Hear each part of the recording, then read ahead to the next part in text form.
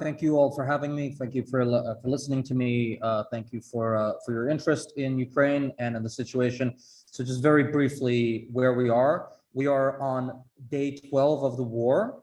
The Ukrainians are fighting like mad. They have overachieved on every front.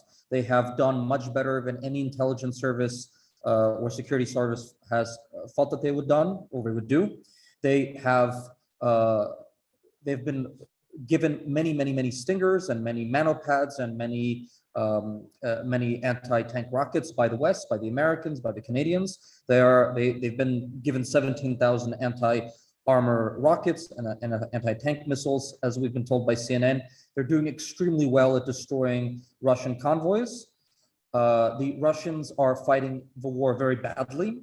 They are, they're outgunning and they have better technology and superior technology and superior. One second. There's martial law here, so I have to give the. Sorry, there's martial law here, so the restaurant is closing at 8 o'clock. So I had to give difficult to get things done in a war zone. So back to the situation. There is a gap between the Russians and the Ukrainians in capacity and in the size of air force and the numerical advantage of the Russians, but the Ukrainians are beating them across every single front, with the exception of the southern front, where the Russians are advancing. They've taken Kherson and they are putting up a really good fight in Nikolaev. They've not been able to take Kiev and they've not been able to take Kharkiv. They are bombing the hell out of Kharkiv because they've not been able to surround it and take it. And they've had multiple attempts, all unsuccessful, to try to take Kiev, and they're not getting anywhere. Kiev now has 100,000 armed men, 65,000 troops, 35,000 territorial defense militia guys. There's just no way for the Russians to take it. They've tried, and they keep losing convoys of very elite guys.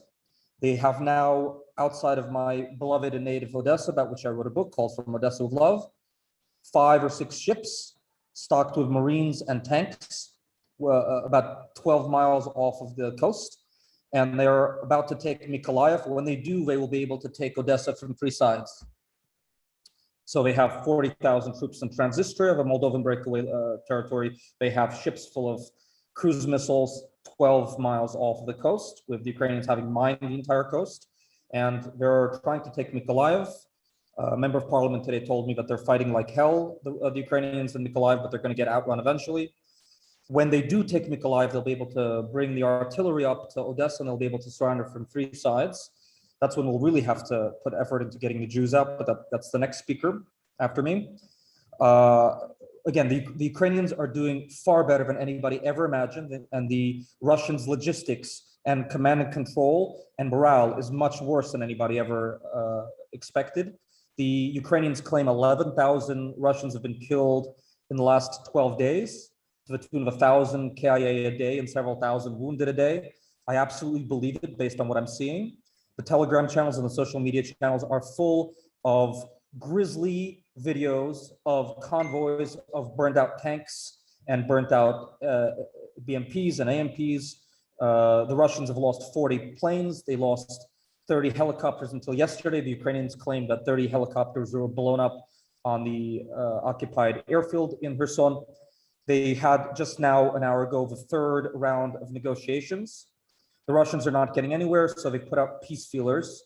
And in typical Russian fashion, they've made tremendous demands at the negotiation table, but the fact that they're there already on day 12 for the 3rd time means that they're not happy with how things are going.